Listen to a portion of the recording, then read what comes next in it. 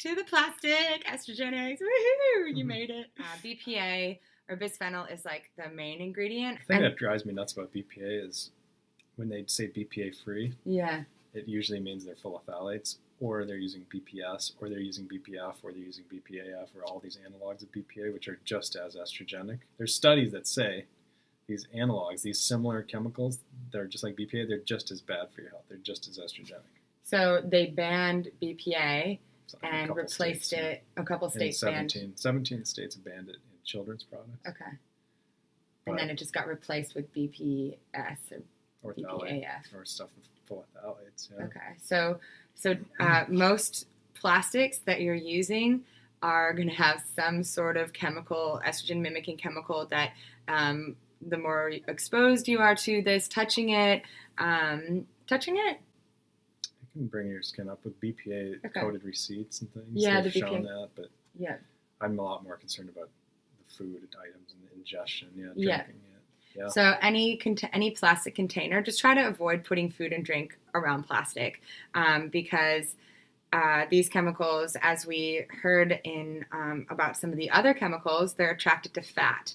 So if you put any food that is high in fat, oils or food that's made with oils or milk or anything like this, into a container, whether it's a cup like your latte, and it's lined with plastic, maybe it's a paper cup but it's lined with plastic, or a Tupperware and you put like a greasy pad thai in there, the plastic in the container, it's attracted to fat, so it's going to transfer, it's going to go towards that food or your latte or your drink, and then you ingest it, and then it goes through the intestine and lodges in your body and into your cells, because then there's fat in our cells.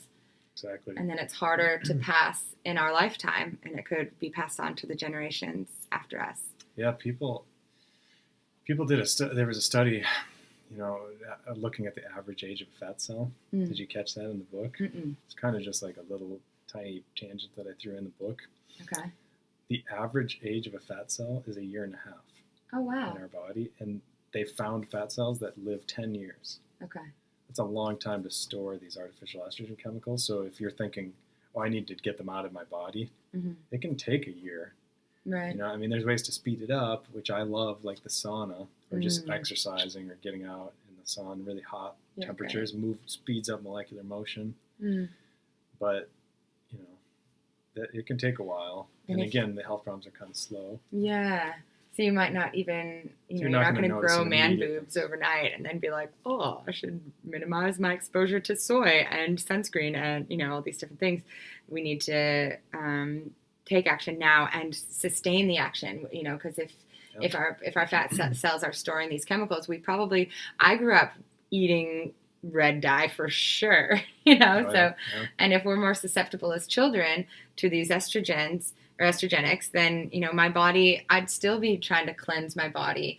I've practiced hot yoga and lived in tropics and stuff. So like that probably has helped detox my system. But, I wouldn't be surprised if I still found some traces in my body, from being on birth control or whatever. There's so many different ways that I've been exposed.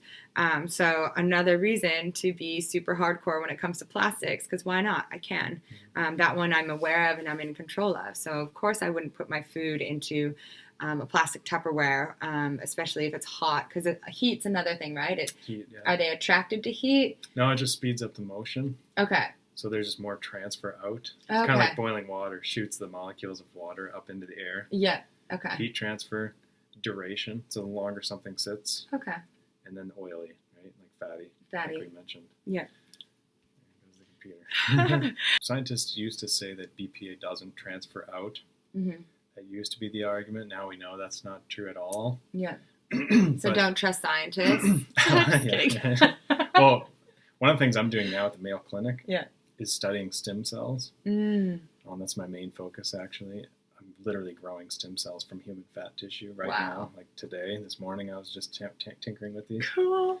Yeah, and they're called AMSCs, adipose-derived mesenchymal stem cells. And those things are really susceptible to changes from these chemicals Mm. and long-term changes. And children, of course, have more stem cells and they're more impacted throughout their life from these changes at the stem cell levels. But, the problem with a lot of scientists in the chemical world is there's a lot of bias and a lot of spin and a lot of corporate influence. Mm.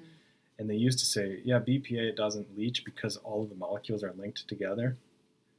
But then, of course, now we know that's totally not true because you get certain molecules of BPA that aren't linked. It's just inevitable. Yeah. It's never perfect. You imagine that all of these molecules are linked up perfectly, but in reality they're called monomers. They're just free little pieces of BPA sitting around and then they float out.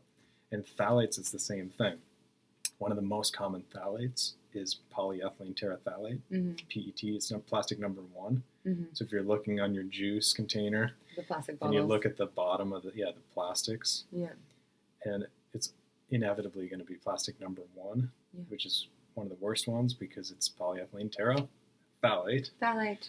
And again, you see a lot of scientists even today saying, "Oh, it doesn't really leach because those phthalates are interlinked," but it totally leaches. Number 1, you can if you look in enough studies, and then number 2, it's super common and pervasive because it looks pretty. It's really clear. Mm-hmm. It's pretty.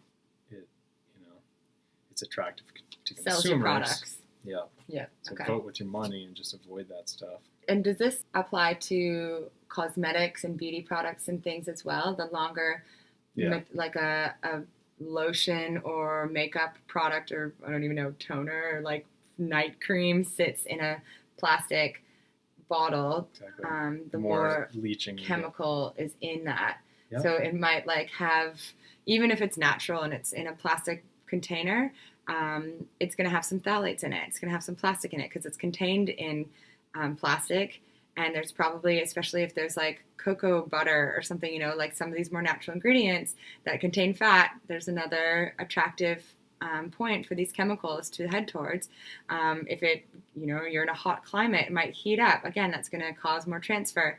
It's been sitting there for a year, transfer because of the duration. So try and just avoid plastic. Yeah, because it's like filling up the oceans and it doesn't ever biodegrade. That's a huge, amazing reason not to buy things packaged in plastic, but also because we are then we literally buy this to try and help our bodies or try and, clean our bodies or try and look more beautiful or whatever the reason is. You're buying a product and if it's in plastic, it's going to work against your intention. Try and get things in glass or make your own. Perfect. Are there other main ingredient plastics? Not that have estrogen. Not that act like estrogen in your body. Yeah. Okay. Interesting. There's ways to produce plastic. There's ways to produce, structural containers that don't have artificial estrogen chemicals for sure. Yeah. But it's usually pennies difference. I've talked to people from corporations about this. And they would love phthalates to be illegal. Yeah. Like even the people at these big industrial chemical corporations, they would love it if phthalates were illegal because then that would allow them to spend the extra penny per bottle or whatever. Okay. And use better quality things that aren't so harmful. But because they're legal, they have to compete. They're on the stock market, whatever. Wow. And so it's a weird position that even they're in because they have the knowledge. Yeah. And they're avoiding plastics. These guys that make them at the companies in New Jersey and things, they're all about avoiding them because they know. So creepy. But then they're making it, so yeah, it's humans. Those are some pretty persuasive reasons to avoid plastics.